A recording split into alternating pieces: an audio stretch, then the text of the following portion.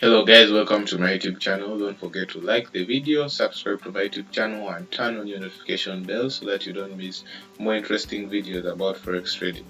So let's look at forex trading for beginners. Without wasting time, let's dive in. So what is forex trading? Forex trading is simply the exchange of one currency for another. For example, when going to another country, I will have to exchange my money to the other country's currency. So that is already forex trading. For example, if I'm in Uganda and I want to go to Kenya, I will have to exchange my Uganda shillings to the Kenyan shillings.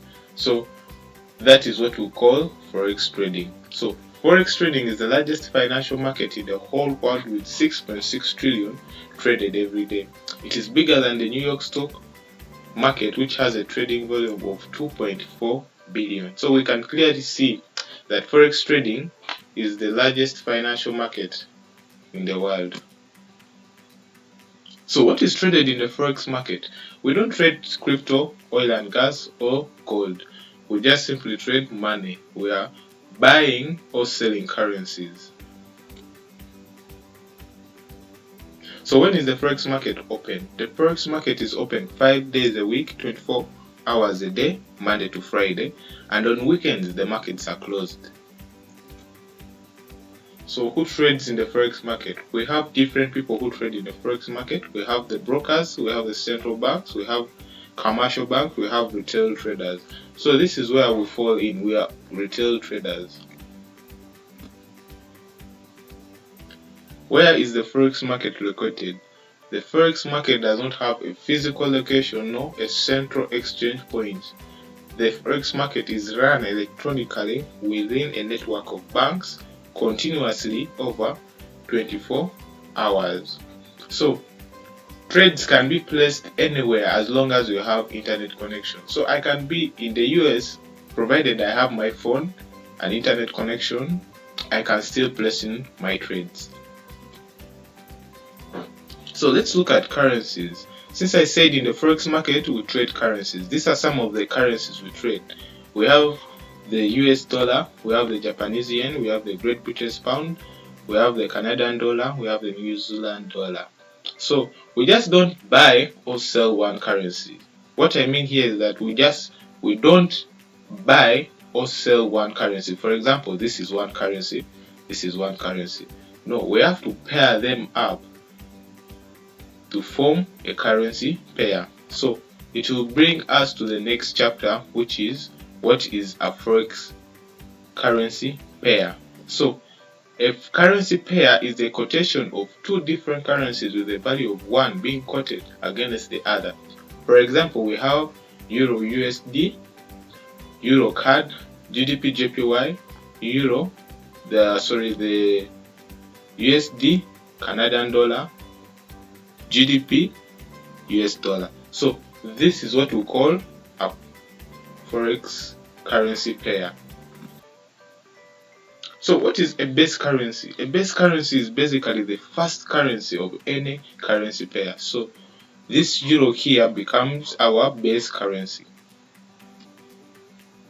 And when you look at the core currency is the second currency of any currency pair. So the US dollar becomes our core currency. It is our core currency. So the 7 most actively traded currencies are the US dollar, the euro, the Japanese yen, the pound sterling, the Australian dollar, the Canadian dollar, we have the Swiss franc. So why is the dollar so powerful? The dollar is so powerful because the United States economy is the largest economy in the world. The US dollar is the reserve currency of the world. The US has the largest and most liquid financial market in the world. So, and the US has a stable political system. So this gives more momentum for the dollar. So you find the dollar is so powerful than other countries' currencies. Let's look at bid, ask and spread. So what is a bid? A bid simply means the price at which you sell to the market. So if you want to sell anything, the broker will buy it from you at bid price. So what is ask? Ask is the price at which you buy from the market. So if you want to buy anything from the market, the broker will offer it to you at ask price. So what is spread? Spread is just the difference between the bid and the ask. So spread can also be the transaction cost of carrying out forex trading of a given currency pair. Let's look at this example on Euro USD. The bid price is 1.4502 and the ask price is 1.4505. So if I want to sell the euro, I will have to click sell, then it will be sold at 1.4502. And if I want to buy the euro, I'll have to click buy, and I'll buy it at 1.4505. So let's look at some of the key terms we use in forex. We have long. Long means to buy. So if I say I took a long position GDP JPY, meaning I bought that currency pair. So if I say I went short on GDP JPY, this simply means I sold the currency pair. So we have bullish.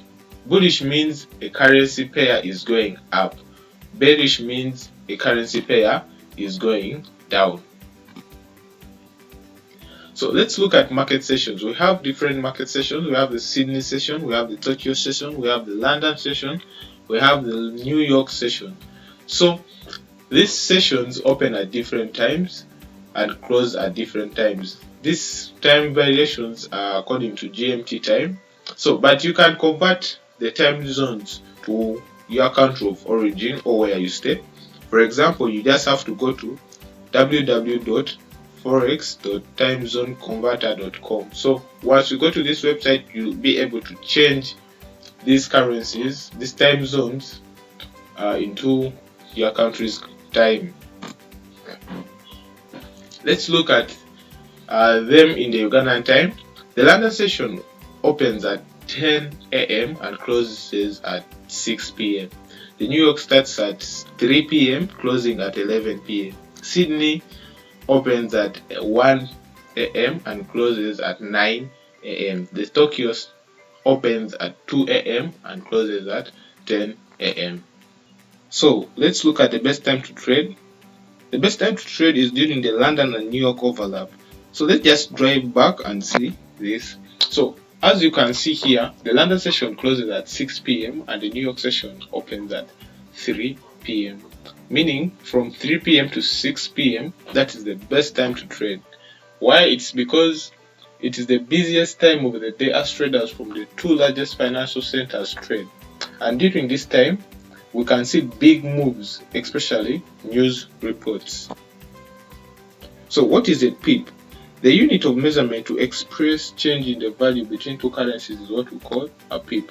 For example, in Euro USD, if Euro USD moves from 1.1050 to 1.1051, that 0.001 rise in value is what we call 1 pip. So what is leverage? Leverage is a ratio of amount capital used in transaction to the required security deposit. It is the ability to control large dollar amounts with relatively small amount of capital. For example, if I use a leverage of 1:300, and I have $1 as my capital, that means I will take a trade worth $300. But remember, leverage is a double-edged sword. I have to choose my leverage according to my account size. So what is the lot size? The number of currency units you buy or sell is what we call lot size. We have different lot sizes. We have the nano lot, we have the micro lot, we have the mini lot, we have the standard lot. So for the nano lot, meaning I'm buying or selling 100 units. For the micro lots, I'm buying or selling 1,000 units. For the mini lot, I'm buying or selling 10,000 units. And for the standard lot, I'm buying or selling 100,000 units.